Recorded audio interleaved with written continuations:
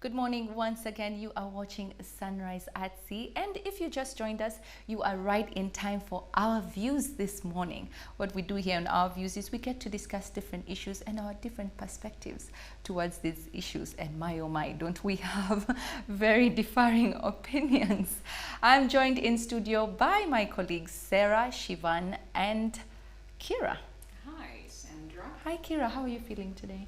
Not bad, alhamdulillah. Thanks for I asking. missed you yesterday. I miss you guys too. Shimon, why you give me that look like, girl, shut up. I'll be hosting this part of our views, Sandra Cope, and what we'll be discussing today is, do you consider your house help to be a part of your family? Yeah, so please head on to our social media pages at CTV Uganda, and don't forget to use the hashtag CTV Sunrise. We would love to hear your views on this. But first, ladies, do you consider your house helps as part of your family? What has been your experience? Yes.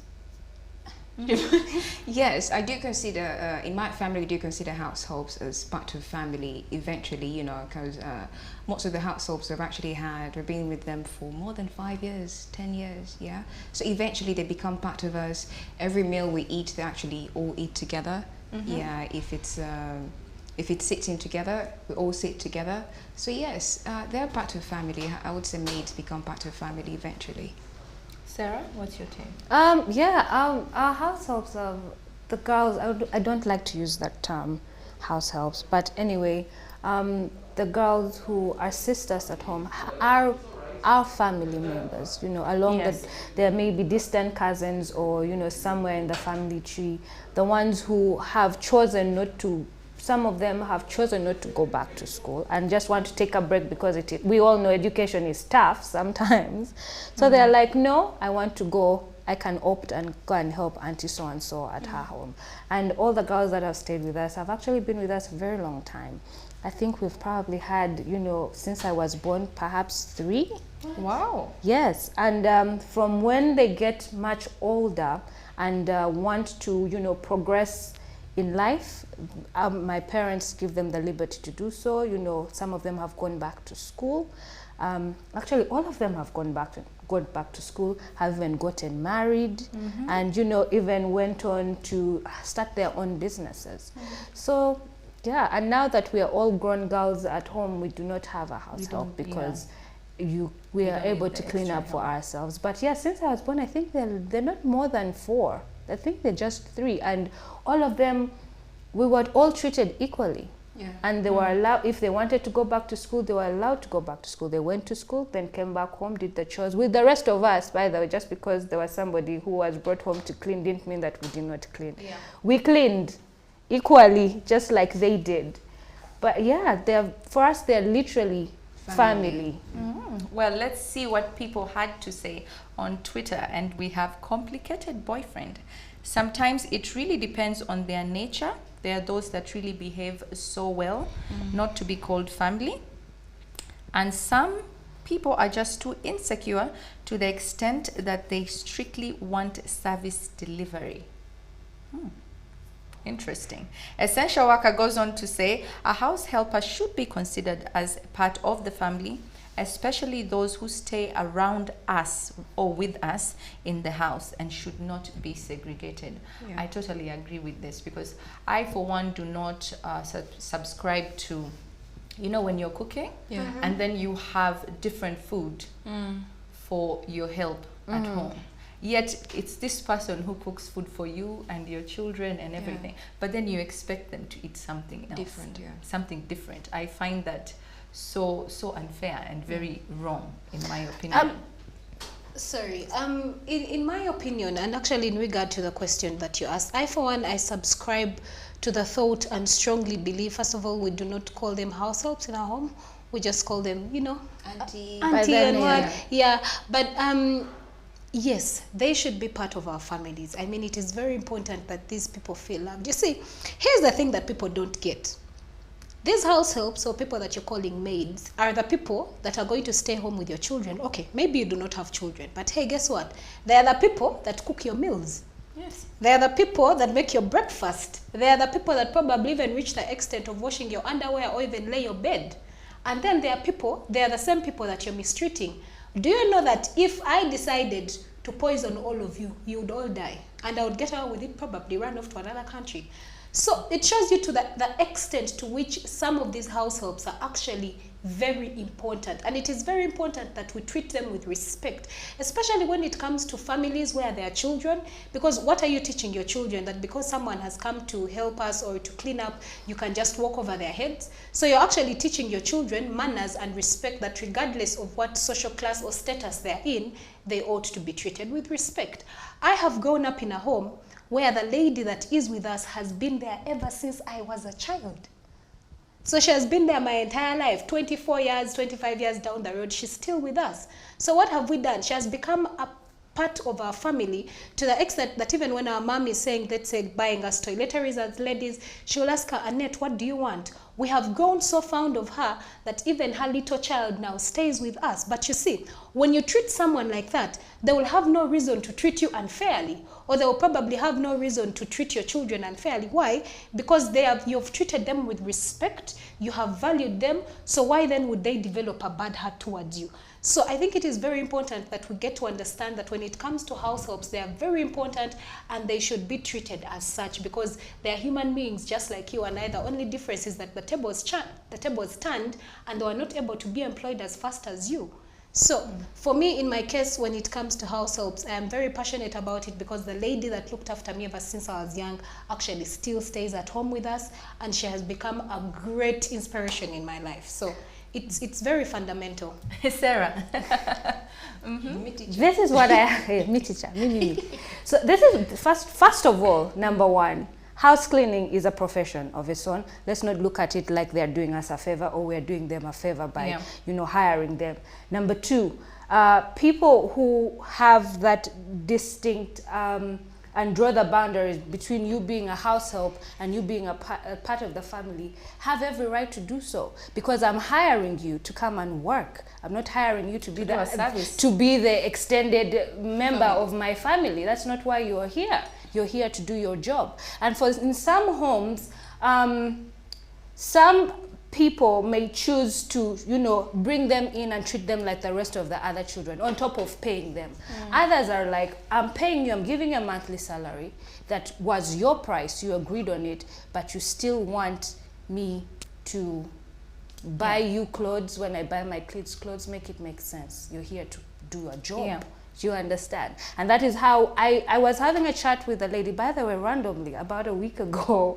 And we met at, we were having lunch in the same restaurant. So we somehow fell into the conversation of house helps, because there was another lady who said that for her, she started from, from zero. She was a house help, but later her employers put her through school, and now she's an advocate to keeping young girls in school. So one of the other ladies who was with us did make somewhere in the conversation did say that for her house helps do not eat the same food as her family does. And she said her rationale was that she's paying her a good salary to be able to take care of herself. She stays in the servants' quarters, not in the main house. So you cook your food, you come, you do your job, and then go back to your quarters, because everything is, is taken care of. I've given you shelter, so with the salary I'm giving you, you should be able to afford anything that you want. That makes sense. I think that makes sense if she has her own quarters and she has like a little kitchenette there where she can cook and not living in the main house. Exactly. That makes sense. But to just I found myself in a predicament.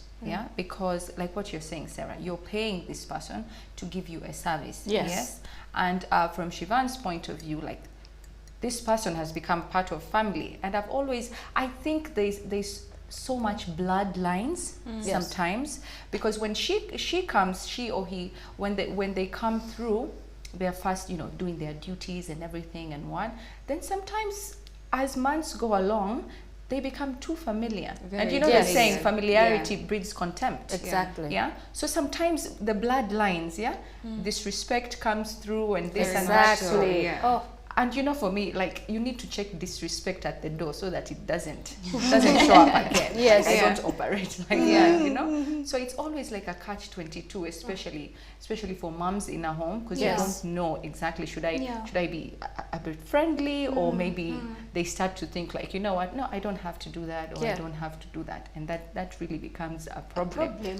Well, but it's very important to set boundaries. I mean, yes, it is. Like, if you've brought someone into your home, depending, like for ours, after some years, we didn't have boundaries anymore because she had stayed with us for so long, she had become part of the family. But for someone who has just come, it is very important that you probably set boundaries and say, you know, there's certain things you cannot do. You cannot lay my husband's bed, you know, you cannot dress a certain way when my husband is around or my children are around. You need to dress decently, you need to act like this when people are around. So that there are quite streamlined boundaries when it comes to that. There's certain people, even if you actually set boundaries, you know, like you say, they become so familiar. That is why you said some people. For my own case, it's totally different. Yes, but I've had incidents whereby if a maid is so familiar, fine, there were boundaries initially, it reaches a point whereby you say something, you don't even listen. You know, it's actually disrespectful. You know, it doesn't matter even if you're the boss, even if you're the child of the house, they'll do as they please because they know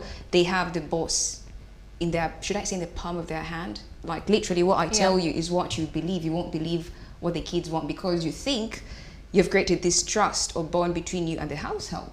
So it comes to a place where where people start feeling like the house help is doing them a favor by taking care of their kids. Please, can you do this for me? So it's important to draw boundaries. Let them know that you're here to provide a service that I am paying for.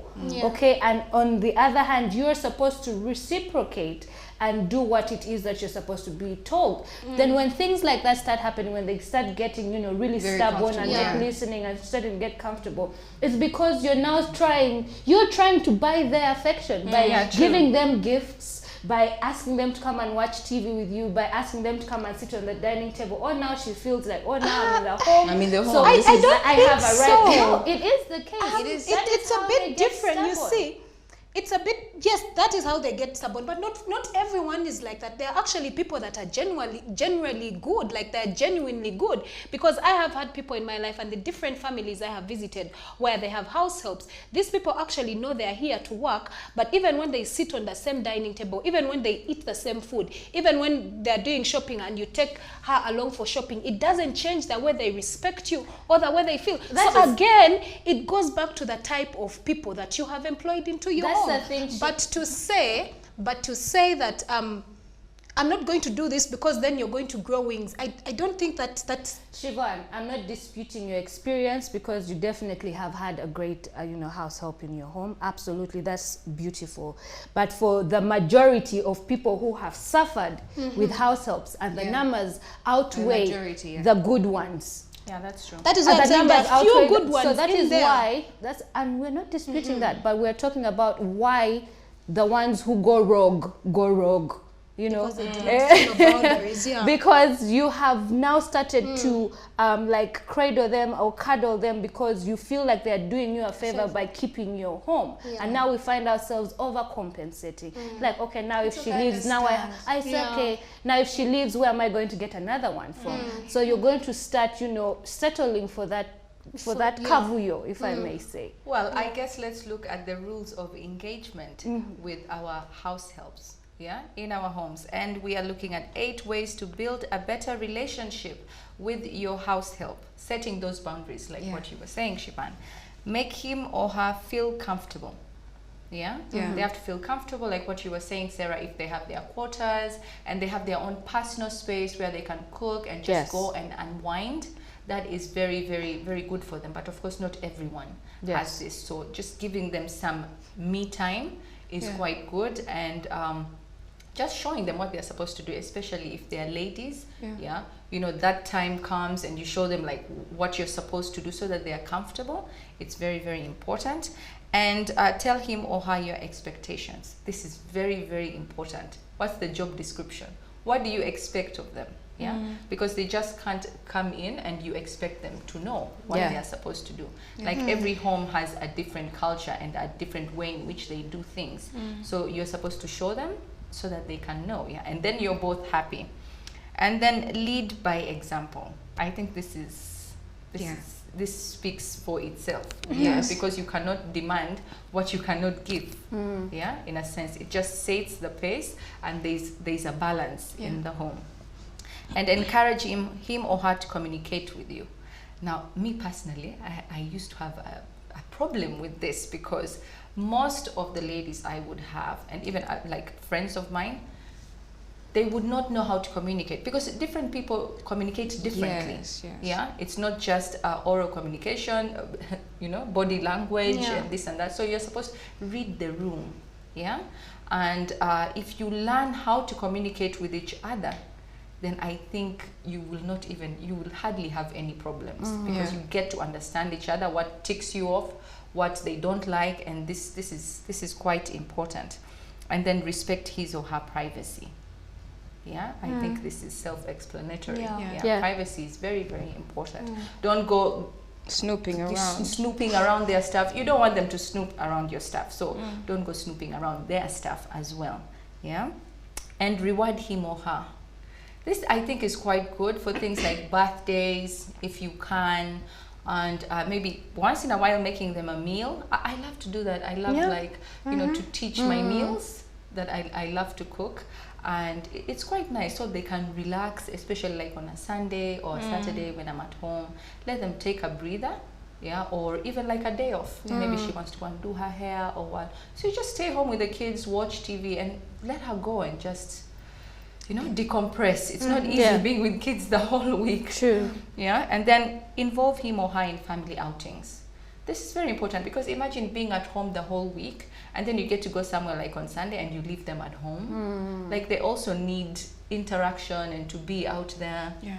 I think this is quite important, because mental health is important for everyone. Even your help at home. It's very important. Yeah. Important for them.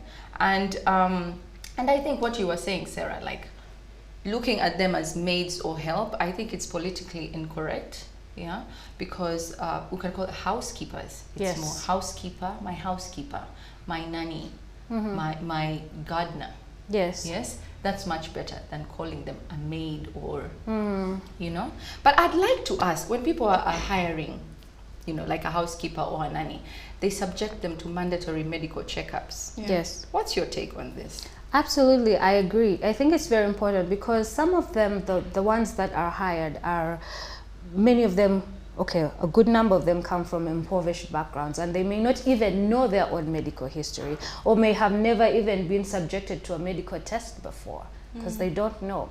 And it's important because it protects you and it protects them. Because, say for instance, in 2018, a lady was convicted because she pleaded guilty for having intentionally tried to infect her boss's baby with HIV.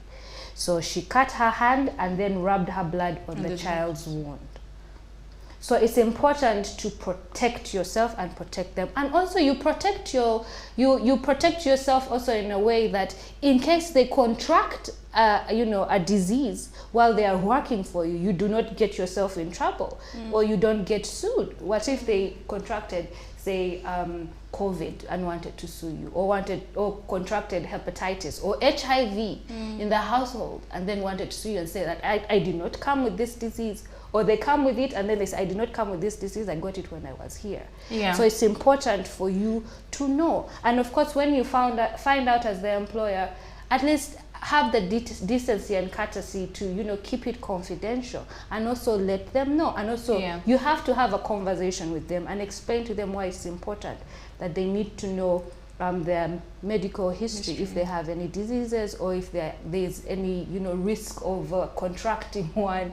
They're entitled to this information, and that way you can also get them a health plan, or health insurance, in case you find out that they have chronic diseases, perhaps say asthma or diabetes. You're aware of this so that you can, be able to mitigate, risks of it, going out of hand, or how to treat it.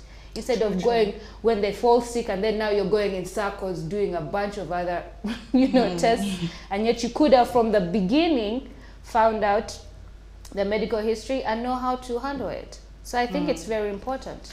Well, I guess we have so much to say on this subject, and this was our views part 1, where we are discussing, is a house help, do you treat a house help as part of your family? We would like to hear what you think, so head on to our social media pages at CTV Uganda, and don't forget to use the hashtag CTV Sunrise. We'd love to hear your views on this. Do not go anywhere, because next on, Sarah is coming with yet another interesting conversation this morning. Don't blink.